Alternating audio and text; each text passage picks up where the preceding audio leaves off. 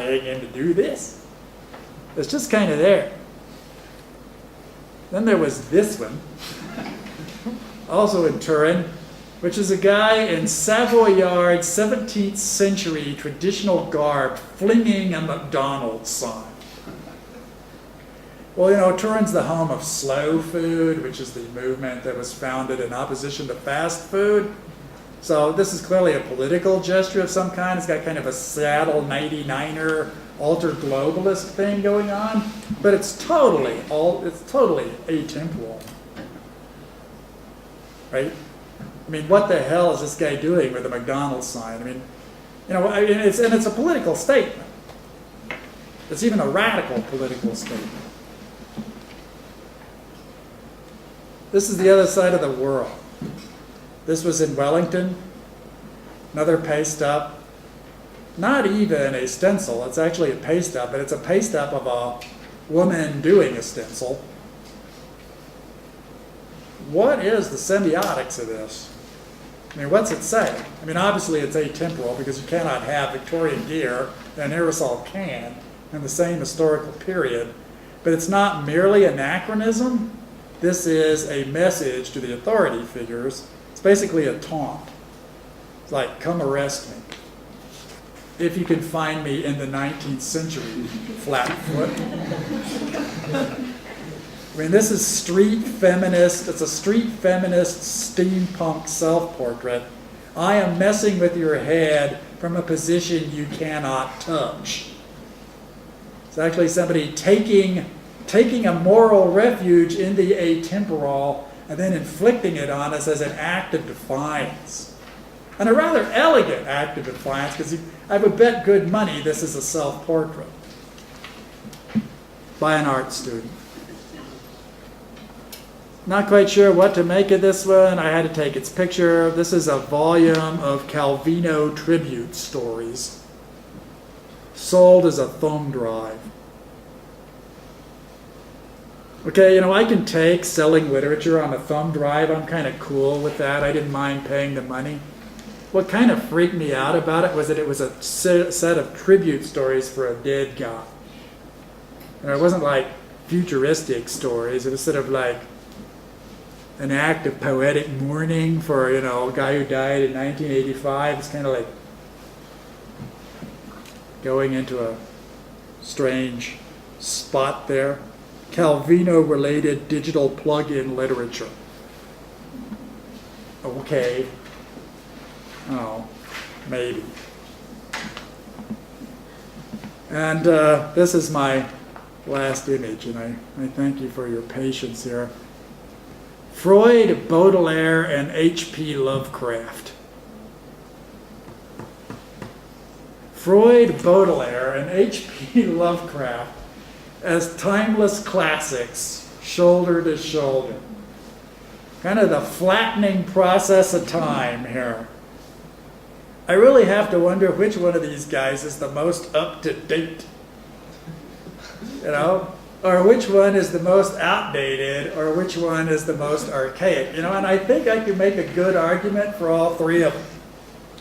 Like Baudelaire hates photography, like noted kind of Luddite figure, very much a period figure.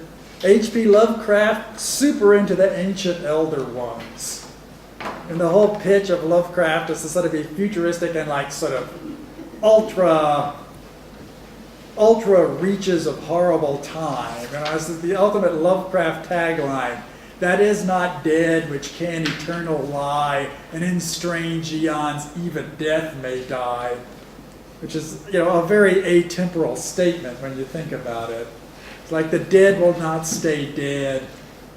You know, the déclassé will not stay déclassé. The pulp writer will not stay a pulp writer. The science fiction writer will not stay in the science fiction section. He's now cheek by jowl with Baudelaire and Freud, a guy with, you know, severely outdated medical insights who people now read as basically fantasy literature. Freud has become fantasy literature. You read Freud for like dream interpretation. Baudelaire, a modernist of his time, and Lovecraft really into a severe kind of space. And do they actually all belong together right now? I think it's a fait accompli. I think they actually do all belong together right now. I mean, somebody thought so. And they've got the same price sticker, and sort of there they are. I mean, they're kind of curated, and they're like there, and they're like, they belong to the ages, and they're sort of in their, what? Their atemporal netherworld. Their status as classics. They've passed into a status of classics, even though they were certainly never classics at the time, and they're all classics in different kind of ways. I look at this and it's like looking at just a set of vulnerable seams. I really feel like I could get somewhere with this. But I kind of need help. So, perhaps you have some advice for me or some questions. I know this has taken a long time, but it's a problem I've had for many, many years. I feel tantalizingly close to solving it. I almost feel like if I could figure this out, it would spread virally very quickly. And in some ways, although it's not an advance, it's really an advance. It's a kind of, at its best, atemporality would be an escape from the nightmare of history. But, that's really beyond my capacity. So that's what I have to say, and thank you for your attention.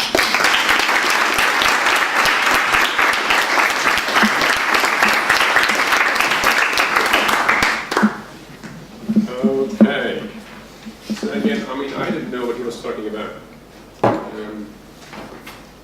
Atemporality as such, however, is certainly nothing new. While listening to Sterling right now, I was just going through the most recent years of movie history, and I just remember Wild Wild West. I remember Time Bandits. I remember Sky Captain and the Wall of Tomorrow. There is apparently a large need, social need, to establish or to focus on that atemporality. And while I was listening, I kind of thought there may be two trends that are coming together. It became obvious when you actually look at the pictures that Chris was using. One is that we nowadays deal with technology that is basically not observable. When you look back at the stages of whatever, steam engine or mechanics, this is something that you can still understand, that you can perceive it, that you can touch it. How do you deal with computers, especially if you have no clue what computers actually have? How do you deal with the technology that doesn't allow you to be touched? So, I see that as a response to a technological change on one hand, and on the other hand, we also see that there's